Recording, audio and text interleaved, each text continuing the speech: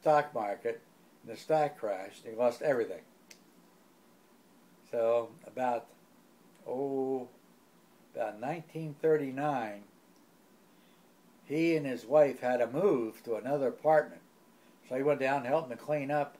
And here was all these stock certificates pasted on the wall. We started looking at them, and some were worth money. So we spent the whole day scraping them off the wall. Some were only worth about, maybe $1 or so. But that was a lot of money back then. Yeah. So I can remember that was Uncle Harry. Then Uncle John, if I'm not mistaken, he was a lawyer, if I remember right. And he also lived in Philadelphia. Then he had a sister, Aunt Clara, who lived with a fella just south of us when we lived in Sandyford. That's where we lived, just north of Philadelphia. And she lived about 2 miles away from us. We used to go see her once in a while. So I did know those three. And also my father's mother. Now the house I was telling you about we moved into in Sandyford didn't have no running water.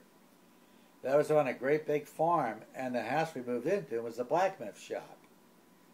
And we paid $10 a month, and the place was really, really nice. The two sides of the roofs were gradually coming apart from each other, but they used to go up there and nail boards across to keep the roofs from not completely departing. And you wouldn't be able to see light up through the middle of the roof. But again, that was during the Depression. My dad always had a job on the Pennsylvania Railroad, and I can remember he made $10 a week. So that was a fourth of his money for renting this little place. But it was really nice. We had our own garden, and we used to go out and everybody get hungry, didn't have enough money to go buy meat. We'd go to just when it was beginning dark, we'd go out there and hunt pheasants. We'd go out with the old pickup truck, and you turn on the lights when you get out in the field, and the pheasants would just stand there and look at you. So you get the old 22, pop off about 3 or 4 of them, take them back, and put them in some hot water, pull the feathers off. My mother would cook them. There was a meal. But did you tell David how they used to kill the chickens? Oh, yeah. We had a bunch of chickens, too. There was the right way and wrong way on chickens, but we done. We had a wire loop on a tree stump. Yeah. So you put the chicken's neck through the wire, stretch out a little bit, take the old axe, and let the old chicken run around a couple times in a circle. Finally, peter out, and then you put them in hot water and pull the feathers off them. But my grandmother used to God, they stunk when swing they the done chicken that. around like this. Yeah, you wring their neck.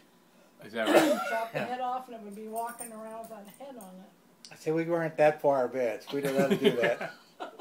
It's the Irish. Yeah. But I had a lot of fond memories about our place down in Sandyford. Did you ever meet your grandparents? I met my father's mother and my mother's mother, but both the husbands were gone by the time I arrived. Okay. I was the youngest one in the family. Yeah. And therefore I didn't know either one of them. Okay. By the way, the bruises on him are from cancer, so I didn't beat him up. Okay. Keep on going there, Governor. I'm sorry. It's documented. Can you tell me about what your father was like and what your mother was like? Okay. My dad, I didn't see him very often because he worked on the Pennsylvania Railroad. The way it was, you worked on seniority because they had a union, and you had so many years in there to have a steady run. In fact, my dad was over 60, and he started on the railroad when he was 20-some. It was up till 60 before he finally got a regular run. It was always extra, they used to call it. You're on call all the time. In fact, he used to have to go up to Harrisburg. They had a bunkhouse there. Went to sleep and everything, waited to be called. Because a lot of the trains originated in Harrisburg. So therefore, he was gone, I would say, 3/4 of the time. My mother was strictly a housewife, so she actually done the raising of his kids. But I always remember that house in Sandyford. Oh, that was a corker. But I loved the amount of acreage was around it. And the main house was down a little bit of a drive from us. And remember, my brother taught me how to ride the bike there. He says, "Okay, Ernie, look out for all the buildings. Gives me a great big old shove it down this lane." I go, boy, I mean to tell you, I just missed 2 walls. Funny it up in the field, but that was quite a ride. Oh man. So what was could you tell me about Aunt Emily and about my father growing up with them? Well, I can remember my sister. My dad, I think every parent is a little more partial to one kid than the other. My dad was definitely partial to my sister. And I can remember he taught her how to ice skate. So therefore you had to wait for the rivers to freeze over. And we were fairly close to the ocean, so you had to make sure that you're on the right side of the river when the tide came in, because it would split the ice generally right down the middle. So you had to be on the right side. Either that or get down to the bridge, about 3 miles away. Anyway, we managed to do that. So my sister learned how to ice skate. I can remember that, going out with her. There was one problem with my dad. He never learned how to swim. So we had a lake. Well, I'm getting ahead of myself. This is not down Sandy Ford. This is later on. My sister, I remember when she learned how to ice skate down there. And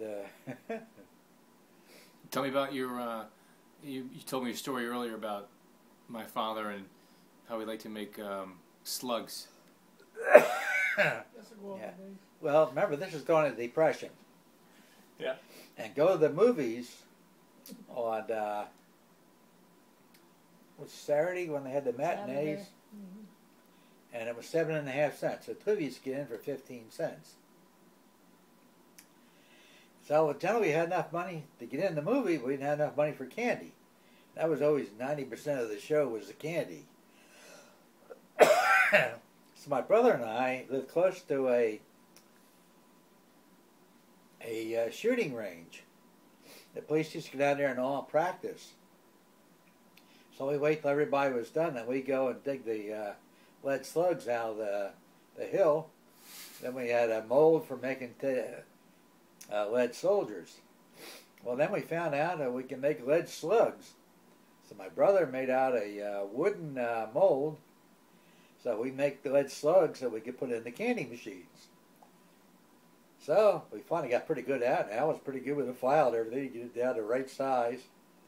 So we go in there, and one of us had to talk to the manager, keep us from not watching us put slugs in the machine, and we got our candy that way. Ooh, manager was bad at times, and he never caught us. But it was good candy. I can't remember too much more about Sandy Ford, other than I always loved the pond out back. I remember my folks used to always say, "Hey, it's getting close to Saturday." So I'd take a dunk in that pond and come back and say, "Hey, I'm all cleaned up. You don't have to take a shower or bath." Oh man, I hated that tub. Oh, let me tell you, that was something else.